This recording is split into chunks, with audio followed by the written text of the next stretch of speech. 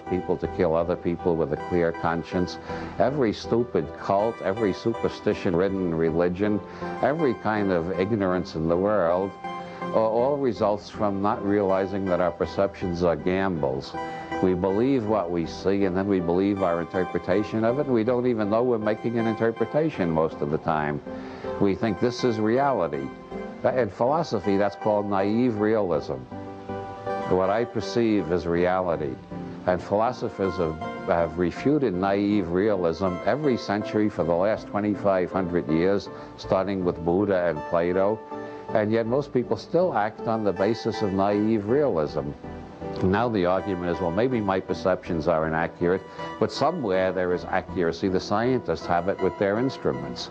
That's how we can find out what's really real.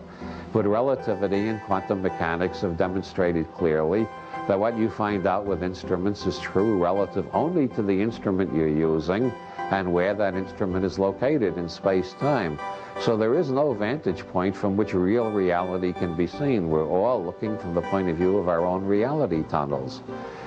And when we begin to realize that we're all looking from the point of view of our own reality tunnels, we find it is much easier to understand where other people are coming from, or the ones who don't have the same reality tunnel as us do not seem ignorant or deliberately perverse or lying or hypnotized by some mad ideology.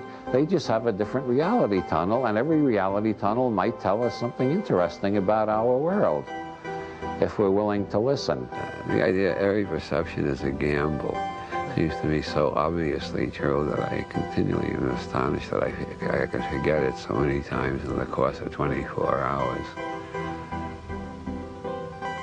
But to the extent that I remember it, I can't stay angry at anybody, so it's a thing worth keeping in mind.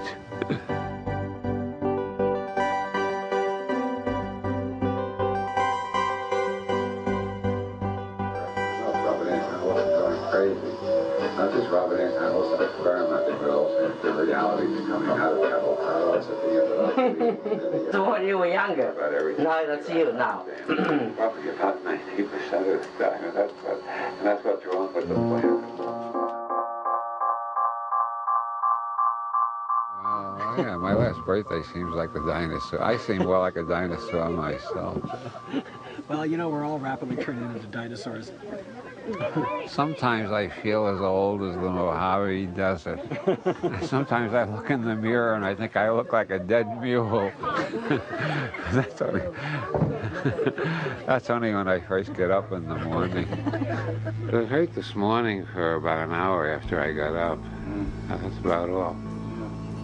And you just took a little bit of muffin in the morning? And... I took a little bit of muffin. It hasn't bothered me since. I haven't taken any more muffin.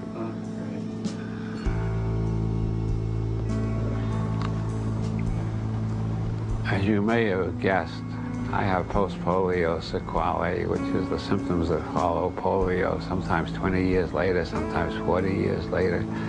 In my case, it took 60 years before they caught up with me. One of them is a lot of leg problems, which is why I'm in a wheelchair. Another one is that I feel 20 degrees colder than the average person, whatever the temperature is. I had polio at the age of 4. I was cured by the Sister Kenny method at a time when the American Medical Association was announcing her as a quack and a charlatan and a witch doctor. It was about 6 years after I was cured by the Sister Kenny method that the AMA finally admitted the method worked. Now nobody needs it anymore because nobody gets polio anymore. They got the vaccine for it. But I knew all my life I had post-polio syndrome, but it was always mild. I had what they call myoclonism, which is spasms in the feet, which can be a damn nuisance when you're trying to sleep at night and the feet start jerking and waking you up. And then I had pains in the legs when I had to stand on long lines. I got to hate airports. I can walk a few steps. As a matter of fact, I can walk more than a few steps, but I'm not going to try it because if I fall down, everybody will be embarrassed and feel sorry for me. But you see, I can walk a few steps, which I couldn't do 2 years ago when the thing was at its worst. Post-polio syndrome really flared up. That will be 2 years ago next month. And boy, there was a week there when I could hardly move. Everything hurt. Going to the bathroom was like going to the South Pole with Admiral Byrd. I mean, getting from, oh God. I couldn't move anything without terrible pains. Maybe some of the dead muscles are coming back to life and the cell bodies are putting forth axons and dendrons. That's what's supposed to be happening anyway. Somehow dealing with the post-polio has given me a greater self-esteem, as they say nowadays. I feel, hell, I'm dealing with this very well. I feel pretty good about myself. And I still have time to think about other people, which is very important. The worst thing about illness is it makes you self-centered. I don't think that's happened, really. So I think you can get a lot out of an illness.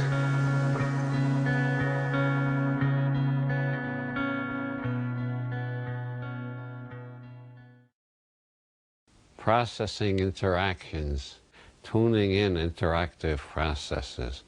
Processing interacting is all I ever tune in. I cannot tune in anything but interacting processing.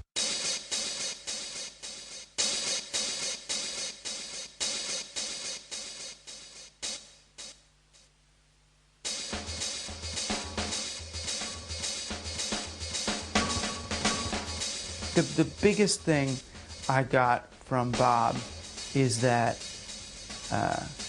all of our reality constructs are models.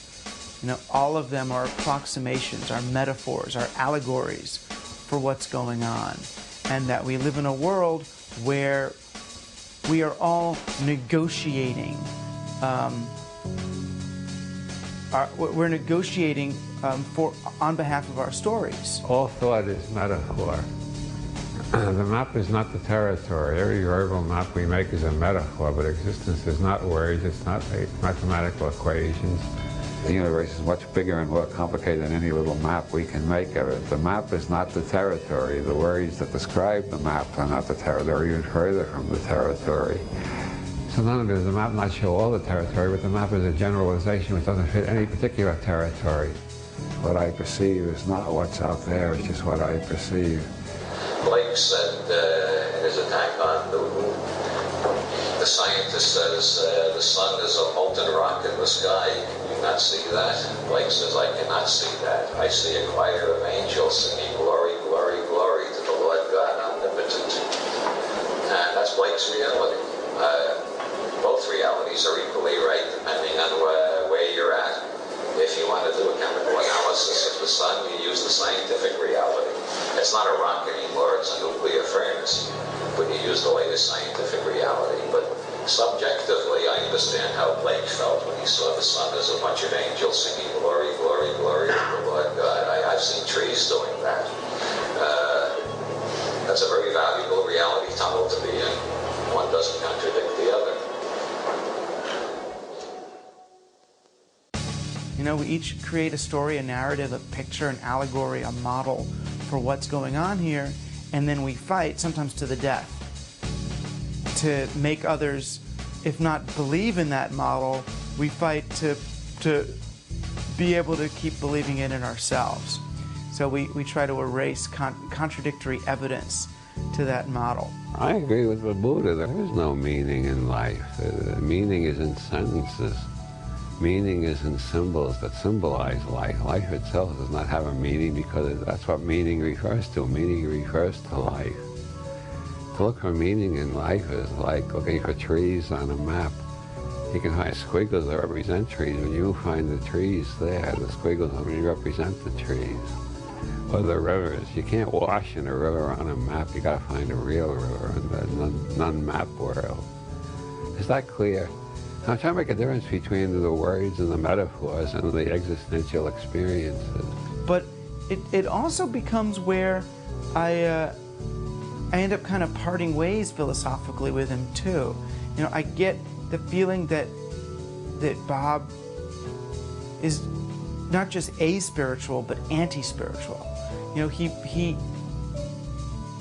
he doesn't believe in God or spirit or a special super reality connecting us all, because it's not there, because it's not evident, because it's not apparent. And I feel in a way like Bob's worldview, having passed through the chapel perilous of wonder, that his view now is that, well, there's nothing.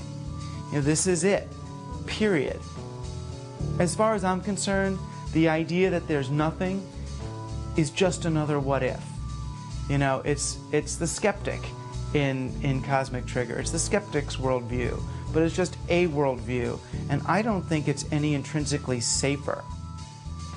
I have heard it said in a critical way that Robert Anton Wilson doesn't believe in anything, and if that is true, then I applaud him for that, because that is the hallmark of a truly free man.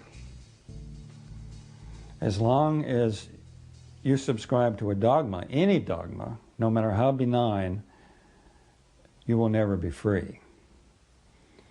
And if Bob doesn't believe in anything, that is not to say that he doesn't care about things. I think he cares about things passionately. It's just that he hasn't allowed the central focus of his intellect and his emotions to be usurped by some ideology. But maybe refusing to believe in belief is an ideology, but if so, it's a very flexible one. Non-simultaneously apprehended interacting processing. I see no nouns, I only see verbs. Not only do I seem to be a verb like Bucky Fuller, but the whole universe, scenario universe, seems to be a verb. Interacting, processing.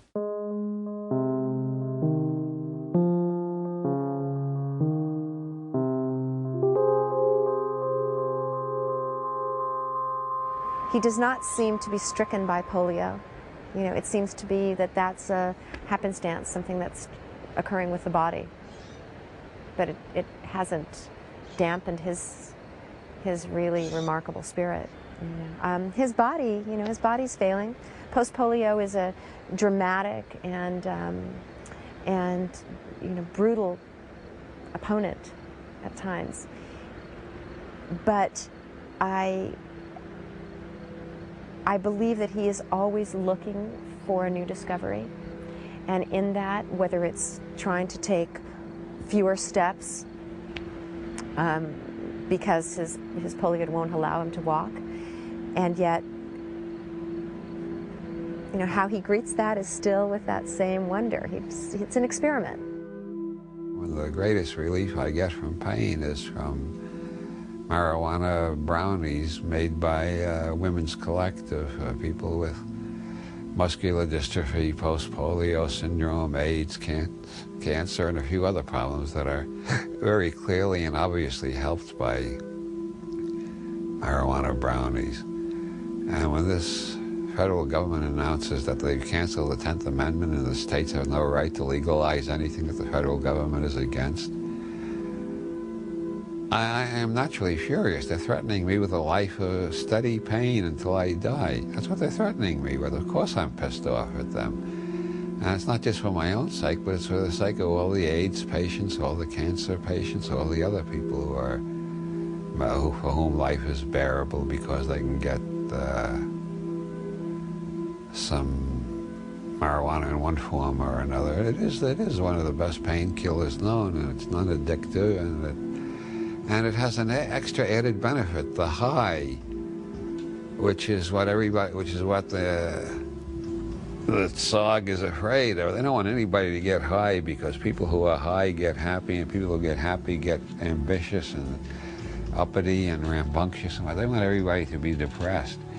But the high is part of the cure. I think every goddamn disease in the world is improved by feeling happy and good. And any compound that not only relieves pain but makes you feel happy and cheerful and think of funny things is helping your cure. and the remnants of the cannabis muffin that I had around 6 o'clock.